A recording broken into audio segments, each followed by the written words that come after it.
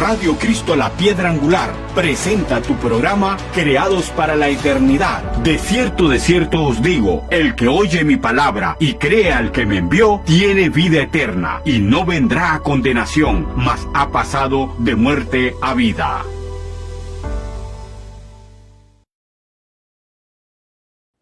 Sean muy bienvenidos en esta noche, bendiciones para todos. Hoy estaremos hablando sobre dos historias poderosas de un hombre y una mujer que fueron perdonados. Vamos a hablar del perdón sin límites. Gracias por su sintonía, sean bienvenidos. El perdón es la palabra clave para nosotros estar en paz con Dios, con los hombres y con nosotros mismos. Y la historia de David, ese hombre valiente, ese rey poderoso que todos hemos escuchado, ese niño, ese jovencito que todavía era un niño cuando venció a Goliat con una piedrita y con una lanza, ese hombre tuvo una historia donde no todo fue éxito, hubieron fracasos y fracasos enormes que lo persiguieron durante toda su vida, porque todo error trae consecuencias. Todo pecado es perdonado, pero las consecuencias van a venir. Y tenemos que aprender a vivir con ellas. La misericordia de Dios nos va a ayudar a eso. Y vamos a comenzar con él. Y luego vamos a ir a la historia de una mujer pecadora, que ni siquiera se menciona su nombre en la Biblia, pero que también fue perdonada por ese perdón inagotable y sin límites de nuestro Dios. Y esta escena o esta historia que está dentro de la vida de David, el rey, está ubicada en el libro de Samuel, segunda de Samuel, capítulo 12, del 1 en adelante. Vamos a leerla y escuche detenidamente cada sección, porque si nos perdemos un momento, vamos a perder el hilo. Y comenzamos así, dice: Jehová envió a Natán a David, y viniendo a él le dijo: habían dos hombres en una ciudad, el uno era rico y el otro pobre. El rico tenía numerosas ovejas y vacas, pero el pobre no tenía más que una sola corderita, que él había comprado y criado, que había crecido con él y con sus hijos, juntamente comiendo de su bocado y bebiendo de su vaso y durmiendo en su seno. Y la tenía como una hija. Y vino uno de camino al hombre rico, y este no quiso tomar de sus ovejas y de sus vacas para guisar para el caminante que había venido a él, sino que tomó la oveja de aquel hombre pobre y la preparó para aquel que había venido a él. Entonces se encendió el furor de David en gran manera contra aquel hombre, y dijo a Natán: vive Jehová, que el que tal hizo es digno de muerte, y debe pagar la condena con 4 tantos, porque hizo tal cosa y no tuvo misericordia. Entonces dijo Natán a David: tú eres aquel hombre. Así ha dicho Jehová, Dios de Israel: yo te ungí por rey sobre Israel, y te libré de la mano de Saúl, y te di la casa de tu señor y las mujeres de tu señor en tu seno. Además te di la casa de Israel y de Judá. Y si eso fuera poco, te hubiera añadido mucho más. ¿Por qué pues tuviste en poco la palabra de Jehová, haciendo lo malo delante de sus ojos? A Urías Eteo heriste a espada y tomaste por mujer a su mujer, y a él lo mataste con la espada de los hijos de Amón. Por lo cual ahora no se apartará jamás de tu casa la espada, por cuanto me menospreciaste y tomaste la mujer de Urías Eteo para que fuese tu mujer. Así ha dicho Jehová: he aquí yo haré levantar el mal sobre ti de tu misma casa, y tomaré tus mujeres desde tus ojos y las daré a tu prójimo, el cual yacerá con tus mujeres a la vista del sol, porque tú lo hiciste en secreto, mas yo haré esto delante de todo Israel y a pleno sol. Entonces dijo David a Natán: pequé contra Jehová. Y Natán dijo a David: también Jehová ha remitido tu pecado, no morirás. Pero por cuanto con este asunto hiciste blasfemar a los enemigos de Jehová, el hijo que te ha nacido ciertamente morirá. Qué tremenda historia, triste, lamentable. Y cuando un hombre cae en pecado sexual, un hombre conforme al corazón de Dios, pero que no dejaba de ser hombre, que era débil, que le venían tentaciones. Como ustedes saben, a nosotros nos viene la tentación por las cosas que miramos, que las vemos y las queremos tener. Así como Eva en el jardín vio aquel fruto y le pareció agradable y lo tomó. Y luego dio también a su marido, desobedeciendo la palabra de que Jehová había dicho que no podían hacer tal cosa. Lo mismo le sucedió a David, porque el pecado está en nosotros, en esta carne. Por eso fue necesario que Cristo muriera en la cruz. Pero aquí el asunto es que David había caído en la tentación y había pecado, y Dios en su infinita misericordia le había enviado el profeta Natán. Como ustedes saben, anteriormente Dios hablaba a los reyes, a los gobernantes, a su pueblo. Dios hablaba a través de profetas. En este caso el profeta Natán fue el indicado. Y era un pecado más grande en dimensión por la persona que era David, porque David era el rey sobre el cual estaban todos los ojos de la nación. Entonces, cuando una persona influyente, que es el líder de una nación, peca, pues es más visible, es más evidente. Y como este hombre era un hombre de Dios, que Dios había establecido, pues había hecho pecar a la nación, había hecho pecar a los enemigos de Jehová, no porque el pecado de él le cayera a ellos, sino porque ellos blasfemarían el nombre de Jehová, porque hablarían mal de David como hijo de Dios. Por tanto, estaban hablando mal de Dios porque David era hijo de Dios. Entonces, eso fue tan fuerte para Jehová, que Jehová le reclama y lo llama lo confronta a través de Natán, juntamente con la misericordia. O sea, no viene con juicio solamente, pero misericordia. Cuando un líder peca, daña su testimonio, daña su reputación, pero también salpica a su generación y salpica también a esas personas que él gobierna, y también hace pecar a aquellos que no conocen a Dios, los hace pecar contra Dios, porque van a criticar, van a murmurar al hombre de Dios. Entonces, por eso es tan delicado que el pecado no se puede tomar a la ligera. Y aquí vean que el profeta Natán usa una alegoría para confrontarlo. Fíjense que él dice: un visitante vino a este hombre rico. A David le llegó la tentación como un visitante, le llegó aquel espíritu de lascivia, de lujuria, al ver a aquella mujer, porque lo que sucedió fue que esta mujer se estaba bañando en su casa, no sé de qué forma era que lo hacían anteriormente, pero era visible a David la acción de aquella mujer, y él había caído en tentación y la había mandado a traer, y había dormido con ella, con la consecuencia inmediata de que había quedado embarazada. Y David, para tapar ese pecado, entonces manda a poner a Urías, que era el esposo de esta mujer, en el frente de la batalla para que fuera asesinado, para él entonces quedarse con aquella mujer. Pecado terrible, pecado de homicidio y fornicación, adulterio. Dos pecados que había que pagarlo con muerte, apedreado. Había que justificar delante de Dios ese pecado con muerte. Entonces, a través de Natán, el Señor le hace saber a David que reaccione ante esa realidad. Al parecer David estaba como adormecido, o a lo mejor él entendía que como rey él podía hacer todo aquello, mas Dios no estaba de acuerdo con el pecado. Por más rey que David fuera, no podía pecar delante de Dios y pasar desapercibido. Y al ser confrontado, fíjese que qué fácil uno juzga al otro cuando el otro hace algo, porque en ese momento David entendía que había una persona que había hecho tal injusticia, y él rápidamente lo juzgó y le dijo: ese hombre debe morir y debe pagar 4 tantos. 4 tantos se refería a que tomar lo que no es tuyo, había que pagarlo multiplicado, había que resarcir el daño. Entonces, tenía que morir esa persona. Veamos ahí que cuando somos nosotros que cometemos el error, entonces lo pensamos diferente, pero qué fácil juzgamos al otro.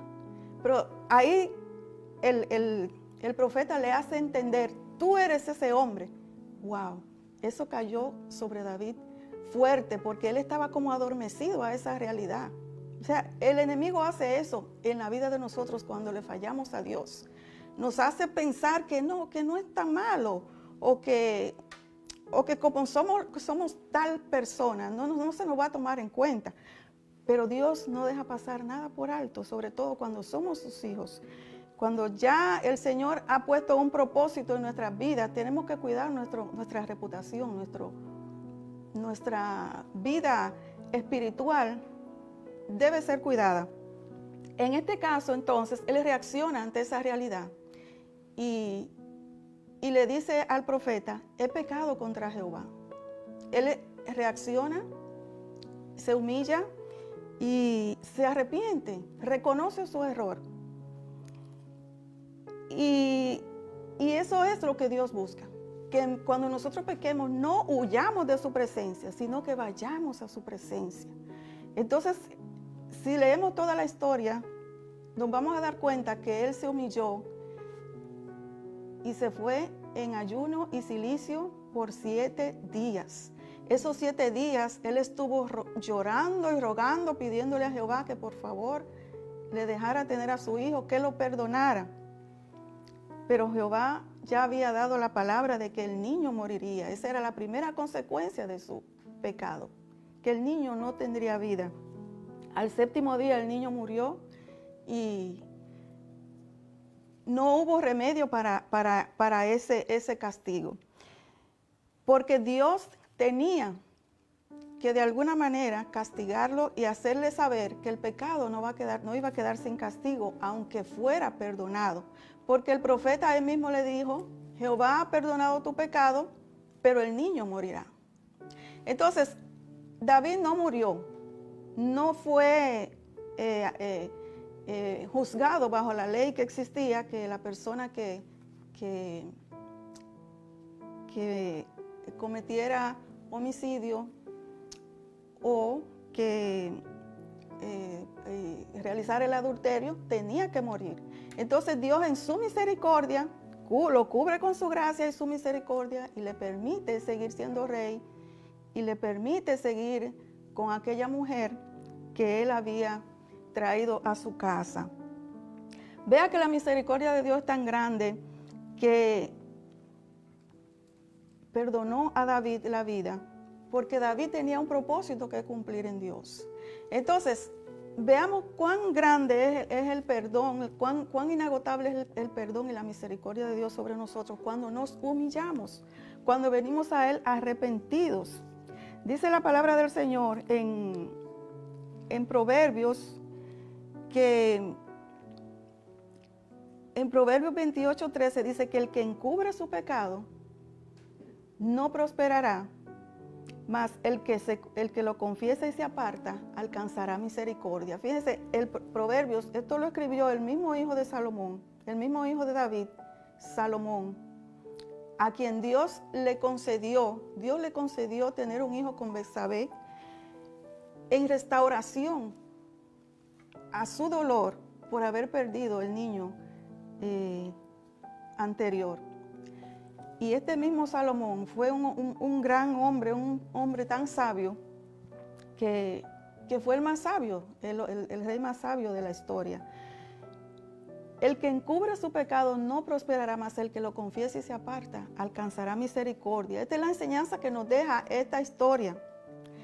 Usted que es líder en su iglesia, en su casa, usted padre de familia, usted madre de familia, usted hermano mayor, cuide su ministerio, cuide su testimonio, porque lo que usted haga va a repercutir en su familia. ¿Qué pasó en su familia? Que la espada no se apartó de sus hijos. Siguieron ocurriendo pecados sexuales, pecados, de crímenes y delitos, porque ya estaba marcada la generación por causa del pecado de David. su padre. Así que padre de familia, cuide su salvación, cuide su reputación delante de sus hijos, delante de su pueblo, delante de su barrio, de sus vecinos, de las personas que le conocen a usted, porque lo que usted comete va a traer consecuencias, aunque Dios le perdone, porque cuando este hombre se acostó con aquella mujer, la consecuencia fue inmediata porque quedó embarazada aquella mujer, porque Jehová vio lo que hizo y porque David tenía que cumplir la ley, tenía que morir. Aunque la misericordia de Dios lo cubrió, él tuvo que cargar con la consecuencia de su pecado. Entonces, David escribió un salmo, el Salmo 51, salió de todo aquel sufrimiento que él pudo experimentar. Pero él le pidió al Señor que su espíritu, que su presencia no se apartara de él. Y se dejó transformar, se dejó restaurar. Vean qué hermoso. Él fue restaurado de tal manera que Dios le concedió otro hijo con Betsabé, el cual fue Salomón y fue grande sobre la tierra. Así que Dios restaura las vidas rotas. Conocemos de muchas personas que traen un pasado, arrastran con una vida de pecado, que se han casado más de una vez, que han atravesado por el adulterio, por la fornicación, por tantos pecados, que a lo mejor usted piensa que no va a ser perdonado, pero Dios perdona todo pecado, porque Él dijo que Él vino a buscar y a salvar lo que se había perdido. No hay pecado tan grande que Dios no pueda perdonar, porque Dios es más grande que nuestro pecado. Y la misericordia de Dios es tan grande que envió a su único hijo a morir por nosotros en la cruz del Calvario, a pagar el precio por nuestro pecado. O sea que aquel que crea que Dios no perdona al que mató, al que robó, al que adulteró, Dios lo perdona. El problema es que hoy pensamos que cuando una persona acarrea con todo ese pasado, a veces lo miramos por encima del hombro y creemos como que Dios no lo perdonó. Pero si Dios lo perdonó, Dios lo ve como alguien que nunca ha pecado. Porque la misma sangre que Dios usó para perdonar a ese pecador, la misma sangre fue la que usó para perdonar al que cree que no ha cometido esos grandes errores como los que cometió David. Él derramó su sangre por todos, porque por pequeño o grande el pecado se llama pecado. Y tuvo Cristo que pagarlo, Él tuvo que sufrir. Entonces, esto provocó que David fuera a partir de ahí más humilde, más sincero. Él a partir de ahí fue más profundo en su forma de actuar y de vivir. Y eso se reflejó en los salmos que él escribía. Si usted lee el Salmo 51, se va a dar cuenta de cómo él pidió perdón al Señor. Vamos a leer algunos textos del Salmo 51 que surgió de aquella situación. Él le dijo al Señor: ten piedad de mí, oh Dios, conforme a tu misericordia, conforme a la multitud de tus piedades, borra mis rebeliones, lávame más y más de mi maldad y límpiame de mi pecado, porque yo reconozco mis rebeliones y mi pecado está siempre delante de mí. Contra ti solo he pecado y he hecho lo malo delante de tus ojos, para que seas reconocido justo en tu palabra y tenido por puro en tu juicio. El 7 dice: purifícame y seré limpio, lávame y seré más blanco que la nieve. El 9 dice: esconde tu rostro de mis pecados, borra todas mis maldades, crea en mí, oh Dios, un corazón limpio y renueva un espíritu recto dentro de mí.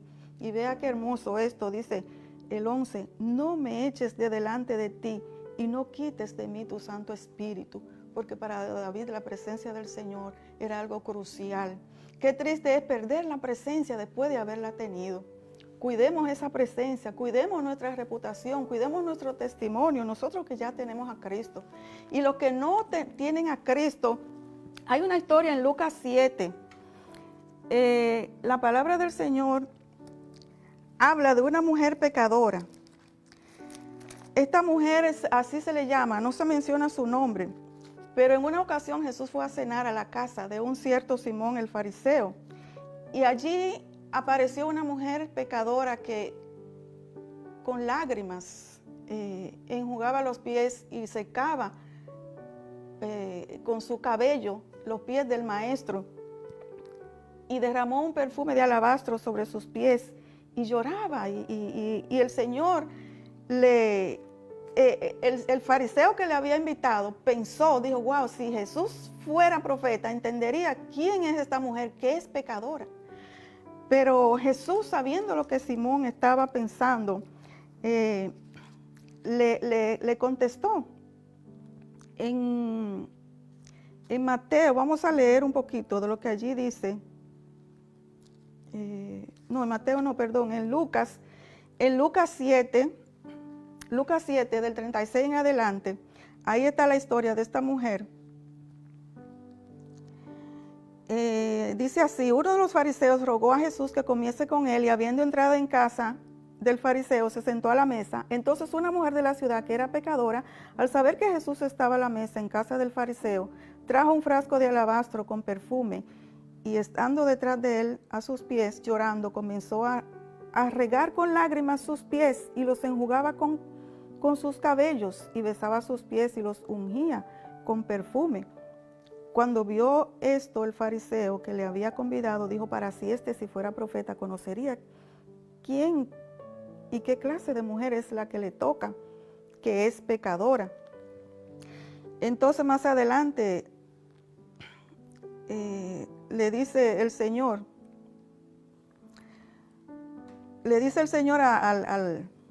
al fariseo, le dice, no me diste beso. Le dice, ves esta mujer, entré a tu casa y no me diste agua para mis pies, mas esta ha regado mis pies con lágrimas y los ha enjugado con sus cabellos. No me diste beso, mas esta, desde que entré, no ha cesado de besar mis pies.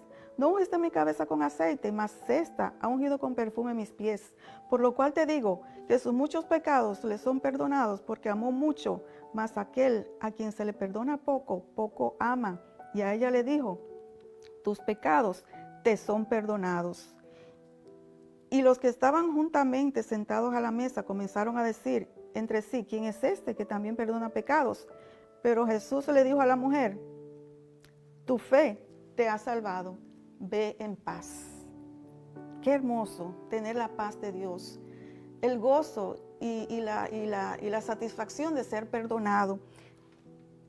Así salió esta mujer de la presencia del Señor, siendo perdonada, sintiendo la paz del Señor, sabiendo que sus muchos pecados habían sido olvidados, porque eso es lo que hace la sangre de Cristo en nosotros. El pecado es olvidado, es borrado con tinta sangre. No se vuelve a recordar más. El hombre trata de recordar y de restregarte en la cara tu pasado, tus errores. Pero no tenemos que aceptar eso de ningún hombre sobre la tierra, porque el que murió por nosotros en la cruz fue Cristo. Por tanto, a Él es que nosotros le debemos reconocer que nos ha perdonado, y eso es suficiente para nosotros. Él borra nuestras rebeliones, borra nuestro pasado. Si confesamos nuestros pecados, Él es fiel y justo para perdonar nuestros pecados y limpiarnos de toda maldad. La palabra del Señor en 1 Corintios 1, del 26 en adelante, habla de que el Señor escogió a lo débil del mundo. Dice que a lo vil y a lo menospreciado escogió Dios, y a lo que no es, a fin de que nadie se jacte en su presencia. Él escogió lo que no es para deshacer lo que es, a fin de que nadie se jacte en su presencia. Así que aquellos que se creen muy santos, porque a lo mejor piensan que no tienen pecado porque la palabra del Señor dice que todos hemos pecado y por tanto estamos destituidos de la gloria de Dios. No se avergüence por su pasado. No le reciba palabra negativa a nadie que le quiera recordar su pasado, porque el único acusador es el diablo. Y si alguien te recuerda tu pasado es porque está usado por el maligno. Así que reprenda esas palabras, reprenda ese espíritu negativo que hay en esa persona que le quiere acusar por su pasado. Usted no tema lo que usted haya hecho. Si usted pidió perdón, usted ha sido perdonado. Como leímos anteriormente, el que encubre su pecado no prosperará, mas el que lo confiesa y se aparta alcanzará la misericordia y la gracia que el Señor vino a traer para aquellos que le temen. El temor de Dios en nuestra vida es muy importante. El saber que después que hemos sido perdonados, tenemos que mantenernos puros. Tenemos que mantener ese estatus delante del Señor de no caer en tentación. Para eso el Señor nos dio su Santo Espíritu, para que nos redarguya de pecado, para que nos inste a pedir perdón cada vez que le fallemos al Señor. Y así como David no huyó del Señor porque pecó, sino que corrió al Señor para ser perdonado. Así nosotros hagamos cuando le fallemos al Señor, porque el Señor está presto para restaurarnos. Él restauró la vida de David y luego mandó al profeta Natán nuevamente a decirle a David que él se agradaba de Salomón. Que el Señor le hizo saber a David que su vida había sido restaurada, a pesar de que las consecuencias las tenía que sufrir. Pero la gracia de Dios y el Espíritu de Dios estaba a su presencia sobre él para ayudarlo a soportar aquellas consecuencias que por sus errores él tenía que cargar durante toda su vida en su familia. Así que si hay alguna consecuencia en su familia por causa de un pecado de sus antepasados, pídale al Señor que le dé la capacidad para soportar y que le muestre si hay alguna forma de que usted pueda cancelar eso en su generación. Porque Dios tiene solución a toda situación. Hay personas que cuando alguien ha pecado, alguien ha fallado, no se atreven a decirle nada. No se atreven a hacer el papel de Natán. Los Natán son importantes. Cuando una persona viene y te hace ver que estás mal, es porque Dios lo ha enviado. Es porque te ama y quiere que cambies, quiere que tú vuelvas otra vez a la presencia del Señor, a tener esa presencia, a tener esa comunión con Dios. Si usted no tiene al Señor, si usted piensa que usted ha pecado tanto que no puede ser perdonado, vaya a la palabra del Señor y lea el Salmo 51. Y usted puede usar las palabras de David y pedir perdón al Señor. Pedirle al Señor que le rescate, que le restaure, que le dé una nueva vida, que le dé un nuevo comienzo. Y así como lo hizo con David, Dios lo va a hacer con usted también. Porque confrontar, dijo alguien, confrontar es amar al precio más alto. Cuando alguien lo confronte, no se enoje. Reciba la confrontación, reciba la restauración. Porque la idea es que usted se restaure cuando usted ha pecado, que sea restaurado. Así que hay una nueva vida que Dios quiere darnos cuando le hemos fallado. Una cosa muy importante es que todos tenemos un alma que salvar. Seamos creyentes o no seamos creyentes, hay un alma que tenemos que salvar. Los que somos creyentes, vivamos en humildad delante del Señor, tratando de no pecar y rogándole a Dios que nos dé la fortaleza para rechazar las tentaciones. El Señor nos la va a dar. Y si pecamos, vayamos y buscamos el perdón. Si usted no es creyente, no ha recibido al Señor como Salvador personal, por tanto no vive en santidad, no conoce la palabra, yo le animo a que se acerque al Señor. Él tiene una nueva vida, Él tiene un propósito. David tenía un propósito en Dios. Dios lo usó poderosamente para gobernar en el pueblo durante 25 años. A partir de ahí Él gobernó con éxito. Y Dios le dio grandes victorias. Usted también puede tener grandes victorias si usted viene a Cristo y le entrega su corazón y reconoce su pecado y se arrepiente de todo corazón. El Señor le va a perdonar, le va a restaurar.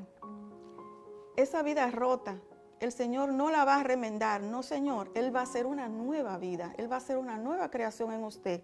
Porque para eso vino el Señor. Para que seamos sus hijos. Él nos da una nueva identidad. Y nos da una vida nueva, diferente. Espiritualmente hablando, nos hace nacer de nuevo. Y nos ayuda a construir un testimonio, una reputación limpia en su presencia y frente a los demás. Esta es la palabra para hoy. Si el Señor ha tocado su corazón y usted entiende que necesita ser perdonado, acójase a la gracia, venga, acérquese al Señor. Haga esta oración del Salmo 51 y el Señor le va a perdonar, porque a eso Él vino, a buscar y a salvar lo que se había perdido, porque si confesamos nuestros pecados, Él es fiel y justo para perdonar nuestros pecados. Así que Dios le bendiga. Gracias por su sintonía. No dejes de vernos todos los viernes a las 7 de la noche por esta radio Cristo la Piedra Angular. También estamos en Roku TV, en Fire TV, en YouTube y en todas las plataformas que usted pueda conocer. Ahí nos va a encontrar como Radio Cristo la Piedra Angular. Este fue su programa Creados para la Eternidad y su hermana en Cristo, Lidia Peralta. Gracias por su sintonía. Dios le bendiga grandemente. Hasta la próxima. Creados para la Eternidad, un programa de Radio Cristo la Piedra Angular que se transmite todos los viernes a las 7 de la noche. Gracias por tu sintonía. Te esperamos en nuestro próximo programa.